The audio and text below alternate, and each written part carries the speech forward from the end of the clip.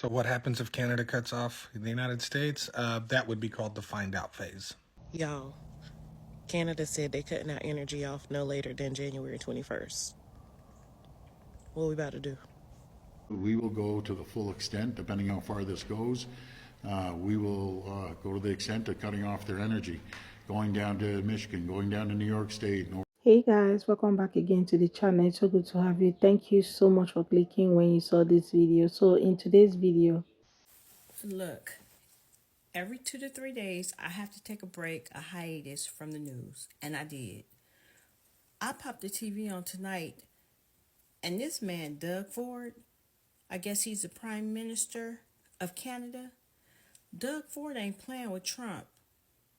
I guess we done fucked around and found out, because he said it is a fact that come January 20th or around January 20th, if he sees any tariffs, that he will definitely pop down to New York, Michigan, Wisconsin, and he will cut off all the power, that they will be in the dark.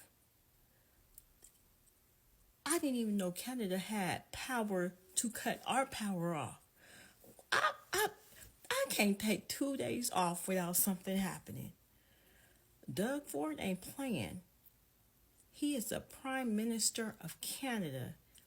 He said Trump can fuck around and find out and put some tariffs on Canada if he wants to. But New York and Michigan will be the first people to be lights out. OMG. And he said it's a fact that it will happen. It is a fact that it will happen. Let's see if Trump is really gonna fuck around and find out with him.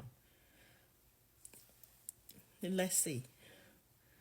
I can't get a break. I just want to make TikTok dances. So what happens if Canada cuts off the United States? That would be called the find out phase. First of all the oil that comes in the United States from Canada would be basically removed from the market because they don't have another way to get it out of the country. So what happens when you take 4 million barrels a day off the global market? What happens to oil prices? Somewhere between 120 and 140 a barrel? Yeah. Gas prices, yeah, we would exceed that $5 average record that Joe Biden hit. Yeah, we would go past that. And then you have this little problem here. See, these are all the states that get natural gas from Canada. Yeah. So in these states, it would be dark and cold. Yeah, and basically shut down for business pretty much, yeah. Yeah, no electricity, no heat, in the middle of winter. That's just the energy. You know, what happened to the economy during COVID would pale in comparison to what would happen here. Yeah. But hey, that's what happens when you vote for people that don't know shit. You know what I mean? You just vote for random people that don't know shit. Like, Donald Trump doesn't know that. Yeah, it would be bad. It would be really bad. And, you know, part of me doesn't want it to happen, but you know what? Yeah, another part of me, yeah, it does, yeah. Canada is really not out to joke, okay? And the truth is that I really feel so bad that it's also going to affect other people. In as much as everybody's excited that, oh, let this happen so that people can learn lessons. But it's everybody that is going to feel it, not just one person, not just the people who voted right. It is everyone that is going to feel it, okay? Yeah, we all want them to find out, but it's unfortunate that everybody's really going to find out at the same time with them. Do you think these tariff trade wars are going to come to an end? They're not. You know why? Because we pay for them. The consumers, yeah. The end user pays for it. See, they think that they're going to make China and Canada and Mexico and all these people pay to do business with the United States, when in fact, the United States doesn't produce anything anymore. It doesn't produce anything. Look at the semiconductors, right? They say that the United States is #1 in technology. Where's their semiconductor plant? They say that they are #1 in building. Where are they getting softwood lumber from?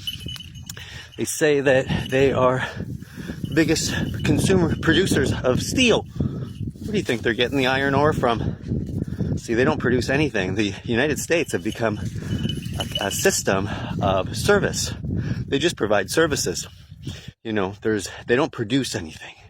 And so what I encourage people to do on my channel is start producing stuff. Yeah, because as soon as you start producing stuff, you're actually very powerful. Because if you produce food, for instance, you get to create a community. If you produce shoes, you get to sell those shoes to people that need that. When you produce cars, when you produce bags, when you produce sandwiches, for God's sakes. But when you're relying on everybody to pay to have access to the North American market, you have to ask yourself, why would anybody pay to be part of the North American market when 60% of the North American market can't come up with $500 in cash? We're indebted up to our eyeballs, and we're a country of fat people. See, they don't do anything. And we're a nanny state where the government tells us what we can and can't do, what we can and can't say. And that doesn't help people produce things. And so what I encourage people to do is find yourself a mentor, get on board, start producing stuff. Because if not, you're going to be paying such a high price for other people to produce it for you at inferior quality. And now why would you do that? When as a human being, you're powerful. You can do things. You can think. You can problem solve. You can negotiate. And I want you to understand that these trade wars that they're talking about, all that's going to happen is they're going to make rich people richer. And the poor people, well, until they figure it out, they're going to become poorer. I got to get back to my walk. I got to produce things today. There you have it. Before now, magas were always saying, oh, he's going to reduce the price of grocery, he's going to stop us from paying taxes, he's going to do this. But right now they're saying, it's not going to be so easy.